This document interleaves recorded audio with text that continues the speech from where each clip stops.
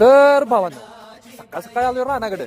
काल ऊसाला तोड आलेली, त्यामुळे आलोय ऊस बघायला. कारण की कसं आहे, ऊस अजून काही भरून गेलेला नाही, तोडून तर झालंय.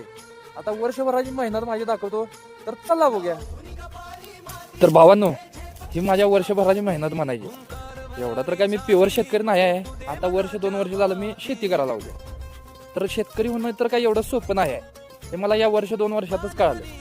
आता हा ऊस तर मोडून ठेवलाय, तर अजून गाडी भरलेला नाही. तर मित्रांनो, या पिकासाठी मी खूप मेहनत केली आहे आणि फळ हे मला चांगलंच मिळणार आहे. आणि फळ चांगलंच नाही तर गोड सुद्धा मिळणार आहे. तर भावांनो, माझ्या आयुष्यात पहिल्यांदाच मी लावण केली. लावण करून बाबा रात्रीचं पाणी पाजायला येणे, लागवड टाकणे किंवा भांगलन करणे मी स्वतः केलंय. आणि शेतकरी काय काय करतंय हे मला बघायचं होतं.